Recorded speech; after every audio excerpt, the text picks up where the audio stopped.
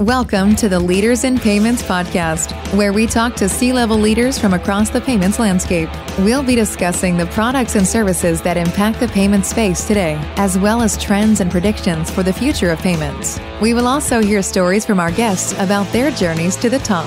As you know, it's Financial Inclusion Month, and in this, the fourth episode of the month, we have two top-notch experts discussing one of the main drivers for financial inclusion, faster payments. With me today are Faster Payments Council Executive Director Reed Luhtanen and National Consumer League Representative Gail Hillebrand. Together, they have more than 40 years of experience in the payments industry. The Faster Payments Council was founded in 2018 to bring about an inclusive governance framework to help advance ubiquitous, safe, and easy-to-use faster payments. Gail has spent the majority of her time in consumer advocacy focused on protecting U.S. consumers. The two of them agree faster payments can be a pathway to greater financial inclusion by removing risk and adding certainty to the transaction. As part of this podcast, we talk in depth about a recent white paper that gives recommendations on the topic of financial inclusion as it relates to faster payments. The paper identifies 8 specific barriers to financial inclusion, 3 of which we discuss in detail on this podcast: trust, design, and fraud. Reed and Gail discuss the 7.1 million Americans who currently don't have bank accounts, the 50% plus of Americans living paycheck to paycheck, and the most prominent recommendations to address 3 of the main barriers. In our show notes, we have links to the previously mentioned white paper, a summary infographic, as well as a recent Faster Payments Council podcast on this topic. Before we dive into the episode, I want to give a special thanks to the Clearinghouse for sponsoring Financial Inclusion Month. To learn more about the Clearinghouse, just visit www.theclearinghouse.org. We've got a great episode ahead, so let's get started.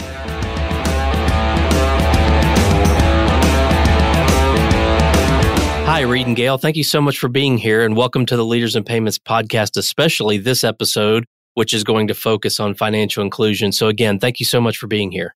Absolutely. Thanks for having us, Greg. Thank you. So let's dive right in. Reed, I'll start with you. Maybe just tell our audience a little bit about yourself, your role at the Faster Payments Council, and a little bit about the council.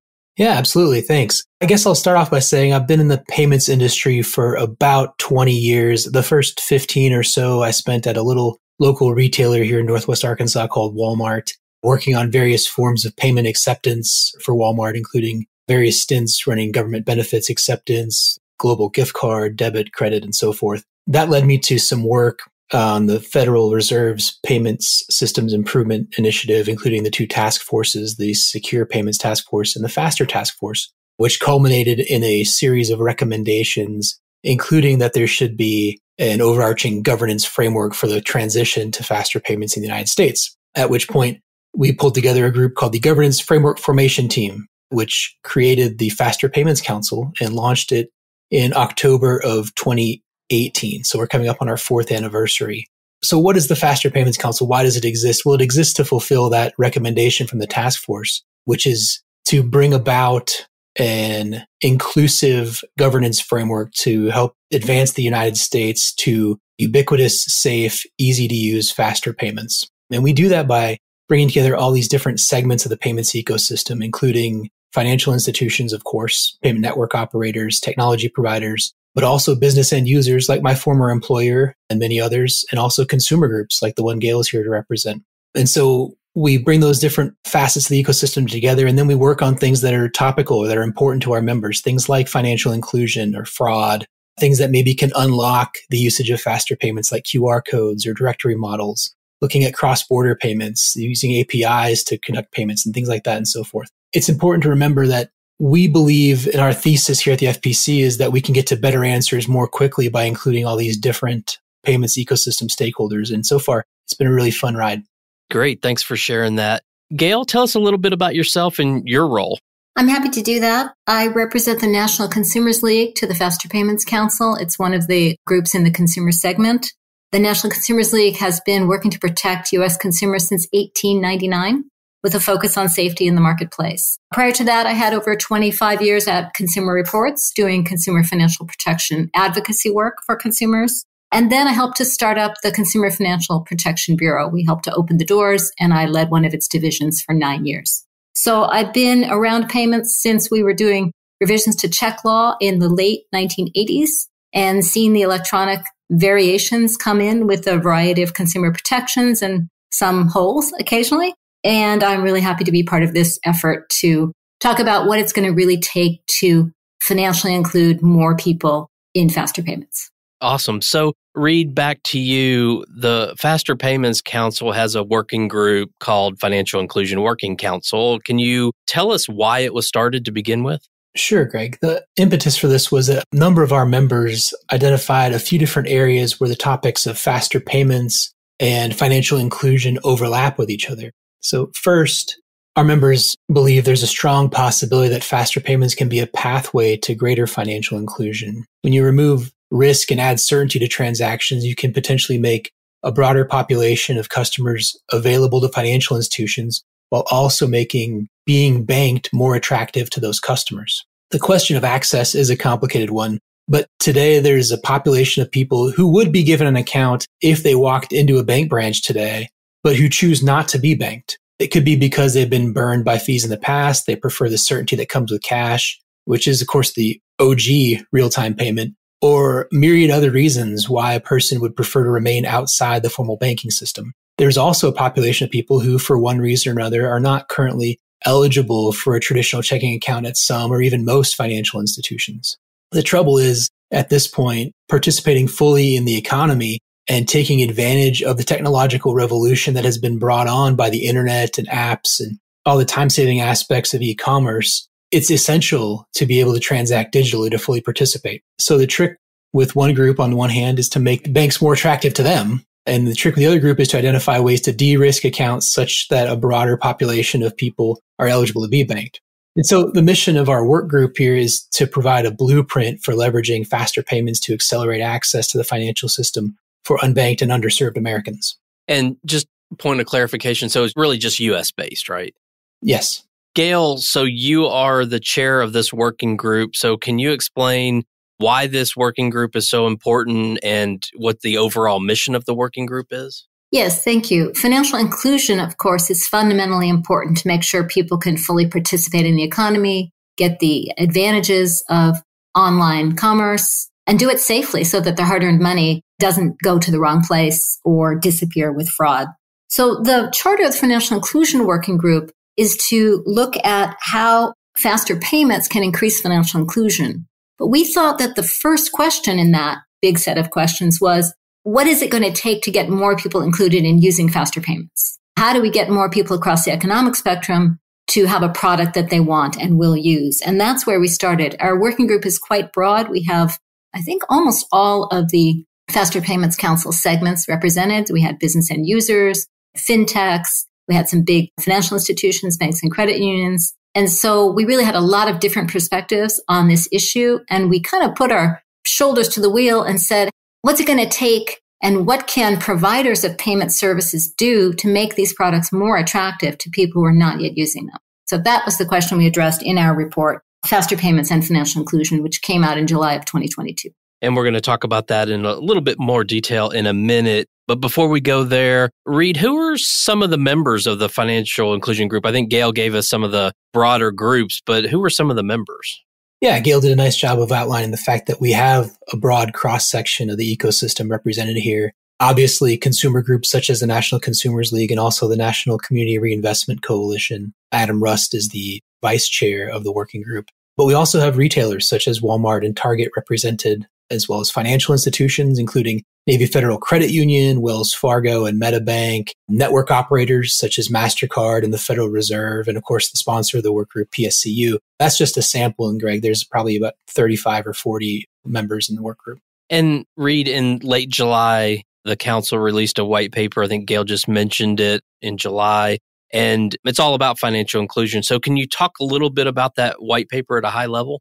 Yeah, absolutely. The paper starts off with a couple seemingly simple questions. How can we get more financial inclusion in payments? And how can people who have to manage their money closely benefit from the features of faster payments? You see, while there's been strong growth in the use of faster payments, that growth hasn't been experienced equally by all. For example, the FDIC found that usage of P2P payment apps was about 4x more prevalent among banked households than non-banked households. It was with that in mind that the FPC's Financial Inclusion Workgroup developed the blueprint of action steps for expanding financial inclusion and faster payments. The report defines the underserved population, identifies 8 clusters of topics that are pain points or barriers to expanded inclusion, and develops action steps that can be taken by private sector entities in payments to address those pain points. So the paper is divided into 4 main parts: the population for financial inclusion, pain points and barriers to financial inclusion, actions and solutions to expand financial inclusion, and then finally, enhancing solutions and services for the underserved. Okay. Gail, before we dive into some of those barriers, can you define for us how the white paper or how you guys as the working group are defining the underserved? We chose a very broad lens to talk about who can be served better in faster payments. And there are 3 groups. The most obvious one are people who don't have a bank account. That's 7.1 million households in America. That's, of course, the most difficult transition to go from cash economy all the way over to a fully digital for some transactions in faster payments. But we didn't stop there because we also looked at the more than half of American households who are living paycheck to paycheck. And for those households, it's a bigger risk to make sure that your money is going to go where you want it to go every time because there's nothing to spare. So we included that group of people living paycheck to paycheck, and that's a big chunk of the American population. In our examination of the question, how can faster payments serve these households better? And our charter also called for us to include small businesses, which we did. As we did the exploratory work, our members identified that there are 2 characteristics that really all of these groups have in common, small business and the consumers, and is that they are strapped for time and strapped for cash. Cash liquidity can be quite low, both in households and in small businesses. And in many cases, people are juggling managing their business or managing more than one job in the household, maybe some side gigs, and really don't want to spend a lot of time thinking about what's happening behind the scenes when they pay someone. And those small businesses that you mentioned, are those really small, like maybe just 1 to 5 employees? Is that typically what you would say? We did not define that universe because we thought that it's really kind of a scale. As you go up, you get a few more employees, but you still face these same liquidity and time challenges. Okay, that makes sense. Gail, this question's for you. And Reed mentioned it. The white paper identifies 8 barriers. So can you list those for us? And then we're going to actually go deeper into a few of them, not all 8. But if you don't mind listing all 8, that would be great.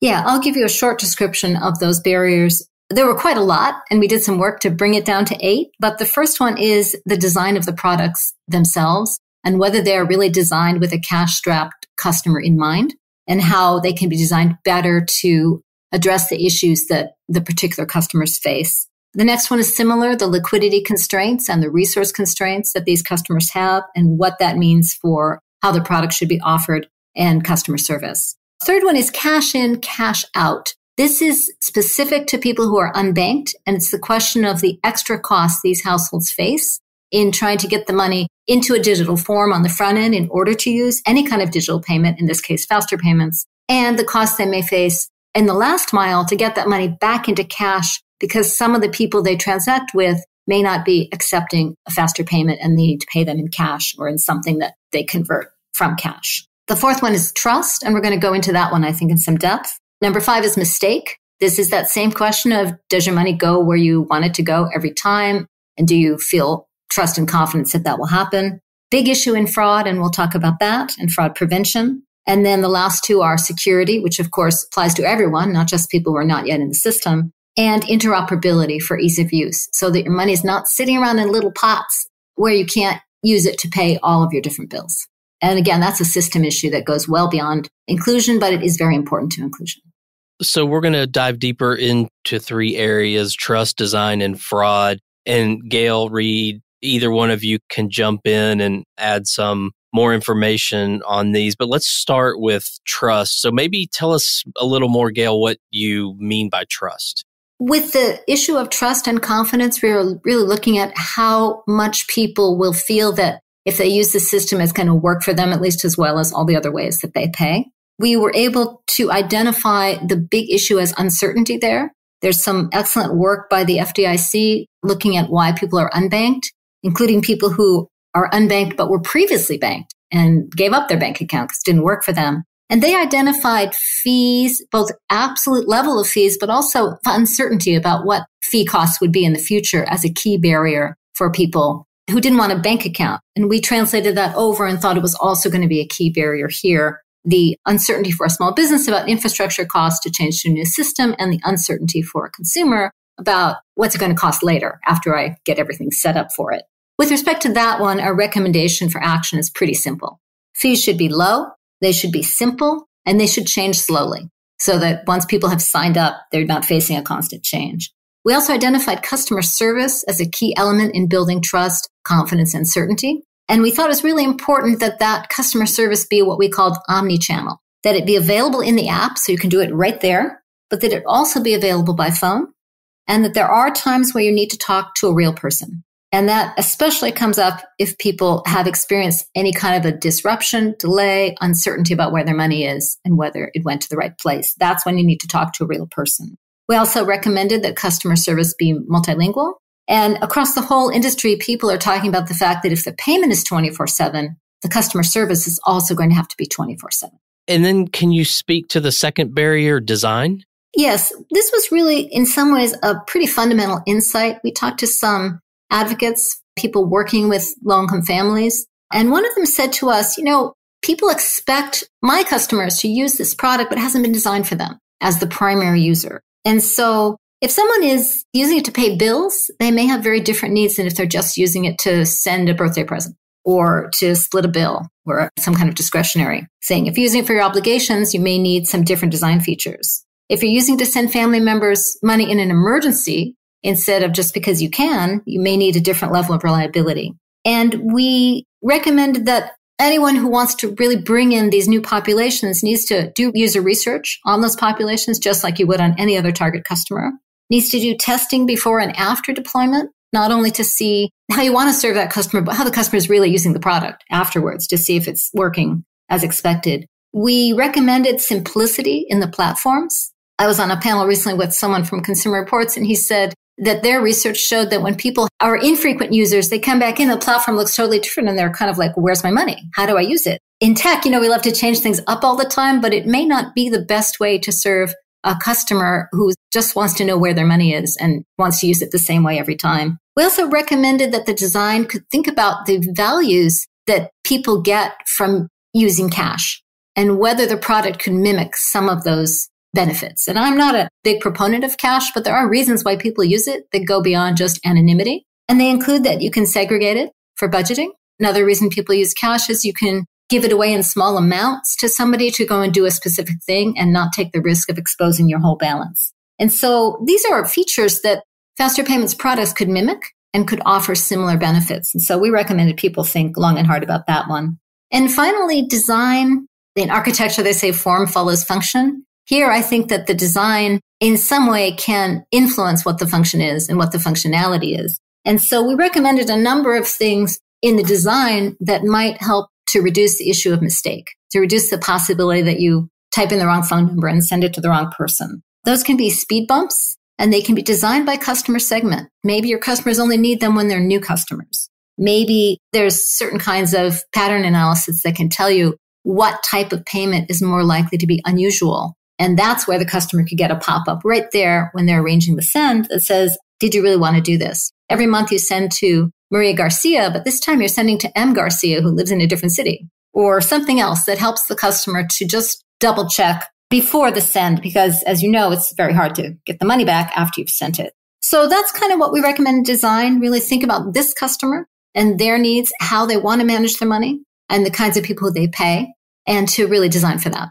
Reed, anything to add there? I think the thing to keep in mind too is what Gail was kind of getting there at the end is if you include this kind of concept from the beginning as you're building your solution, it's not going to feel like something that's intrusive to the folks that you maybe were historically targeting with solutions. And now you're trying to add on this other underserved population. If you're building something from the ground up with these philosophies in mind, it'll feel seamless to every user, and that's better for everybody. And finally, let's discuss fraud. I know it's obviously a big issue. So Gail, maybe give us a little bit more detail around that topic. We identified fraud as the biggest issue, and we're not the only ones who have done so. The Federal Reserve Board's research on who plans to use instant payments, they found that about 40% of people said, yeah, I'm not going to do that. And for those folks, half of them said the reason was concerns about fraud. So we know on the one hand that people are concerned about fraud. We know on the other hand that a lot of people think that if it comes from your bank, it's going to be safe. And we've got a long tradition of people promoting zero liability policies and other things that cause consumers to think, if I'm doing it through my bank, I'll be able to fix a problem. But now we have this odd situation where if a person is a crook and they steal your account credentials and steal from you, you can get your money back. But if they're a crook and they get you to send them money, it's not so clear that you can get your money back. That's not going to work with customers. If your money's been stolen, exactly how the crook did it is not that relevant to you. You still want your money back. So we looked at this question of what can be done about fraud. And fraud's an age-old problem, but we thought that there are some things that can be done on the front end with the sender, at the sender level in terms of pattern analysis to see what kinds of payments are anomalous and might indicate fraud. And here's an example. If your customer has been sending the same amount of money every month to someone and suddenly they want to send 10 times that amount, that could be that they're helping a family member who has an emergency, but it could be it's a romance scam because that's how the scam works. You get people to send you small amounts of money and then you say, oh, my son needs surgery. Oh, I want to buy a plane ticket and fly to meet you. And I need a whole bunch more money. And people do send money in those circumstances. So a simple pop-up there that says, it's your money, you can do whatever you want. But this pattern has been associated with fraud for our other customers. Do you want to talk this over with a family member and come back in 5 minutes if you still want to do it? And other things of that sort. And this will be testing. There are a lot of smart techies in our country who can figure out how to design these pop-ups and warnings. We did, however, recommend that a whole bunch of the work is going to have to be done at the recipient's financial institution because the individual senders and the individual sending FIs can't tell how often this is happening. And the place where that knowledge can be ascertained is at the network level and at the recipient level. So we thought there was going to have to be a lot more know your customer work related to knowing whether your customer is a crook, if you're a recipient financial institution, patterns of receipt analysis, velocity controls, how much money can come into a recipient account at one time. And we also recommended there's going to be a very big role for the networks, both the private networks and FedNow when it comes on, because they have an opportunity to see the whole system. And I think one of the challenges, and we only touch on this lightly in the report, is that the analysis and the data about what the frauds are is going to have to match the cycle time of the fraudsters. And fraudsters are fast, and they change their tactics often. And so we're going to have to figure out how to do the same. We also recommended both for mistake and for fraud that there could be some remedies for consumers. And this is a big problem, but we think it's the one that needs to be addressed to really bring more people into the system that they can have confidence in and that will really work for them. Reed, anything to add there about fraud? I think Mrs. Gail was getting at this. I think the key takeaway there is that really, literally everybody in the ecosystem has a role to play here, and there's value that you can add, regardless of if you're an end user, a network provider, a tech provider, or a financial institution. There's value you can add to helping fight and prevent fraud in the system, and that we all should take that seriously. And Reed, there's the white paper we've been talking about. There's also an infographic that's related to the white paper. Could you just tell us where the audience can most easily find those resources? Happily, and I'll even provide one more resource on top of that. You can go to fasterpaymentscouncil.org, click on the Knowledge Center, and then resources. There's a ton of information there in addition to these two documents that you just referenced, Greg. And then also, I just wanted to call out, it wouldn't be right for me to get on a podcast and not plug my own podcast. Off the Rails from the U.S. Faster Payments Council podcast twice a month. And actually in August, we had Gail and Adam Rust on to talk about their work in the financial inclusion paper. So if what you've heard today has been interesting to you, go check that one out as well. Yeah, and we'll actually link to all those resources and to your podcast so everyone can find those easily. We've obviously covered a lot of ground about both of you and your backgrounds and what you're doing with the Faster Payment Council and more specifically with the Financial Inclusion Working Group. I think it's fascinating work. It's part of my mission with this month focusing on this is to bring to light what we're doing in the payments and fintech space and make it aware to people how much, we actually participate in financial inclusion and helping the underserved and underbanked. So I think this white paper and everything you guys are doing as a working group is something that I'm glad we're able to get that message out even more. So before we wrap up the show, is there anything else that either one of you want to add before we go? I would just encourage all your listeners to take a look.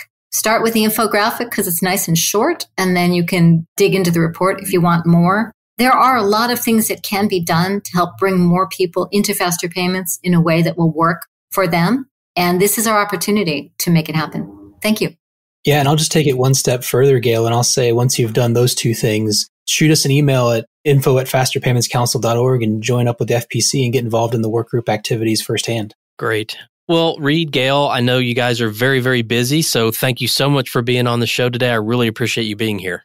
Thank you. Thank you. And to all you listeners out there, I thank you for your time as well. And until the next story. Thank you for joining us this week on the Leaders in Payments podcast. Make sure you visit our website at leadersinpayments.com, where you can subscribe to the show and where you'll find our show notes. If you enjoyed listening, please share on your social channels as well.